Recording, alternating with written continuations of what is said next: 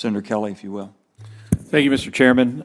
Secretary Granholm, I want to discuss a little bit about Russian oil for a second here. I understand that, and this is with regards to the SPR. The SPR can be used to store oil from and for foreign nations. In fact, there was an estimated 25 million barrels of Russian oil in the reserve, and this is according to DOE reports published last year.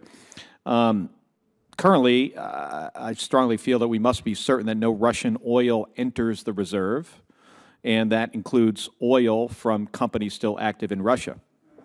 Oil service companies, U.S. companies, that were doing business in Russia claim to be winding down operations.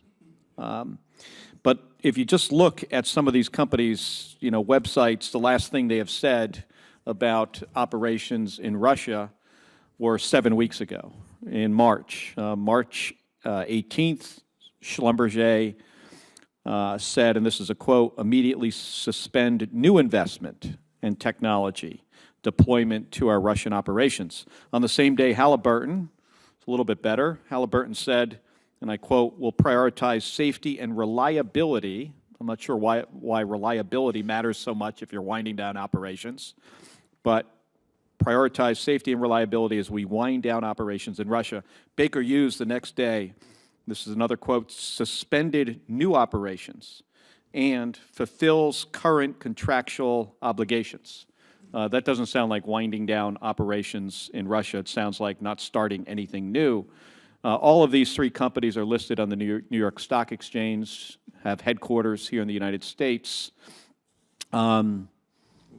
And other producers certainly could be evading sanctions by blending their own oil with Russian oil at sea. So, Secretary Granholm, I want to find out, what do you know about U.S. oil services companies continuing to operate in Russia?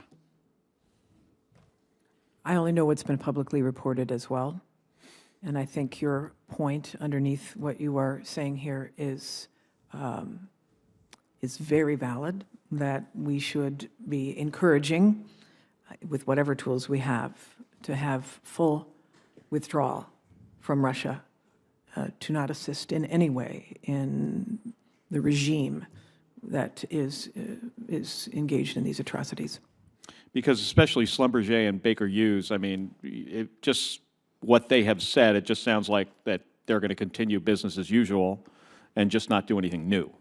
And that really concerns me. So I appreciate that. I think the administration should take a long and a hard look at this and see what more we can do.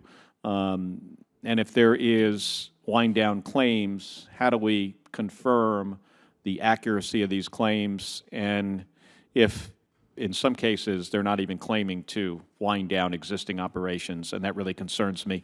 And with regards to the SPR, I would like a written response from the Department on how it will certify that no business operating in Russia is involved in the storage of oil in our strategic reserve. And then I got one final question for you, and this is again, with regards to the SPR, will the Department use the revenue from recent sales to refill the SPR with domestic oil and expand its maximum capacity from about 700 million barrels to 1 billion barrels of oil?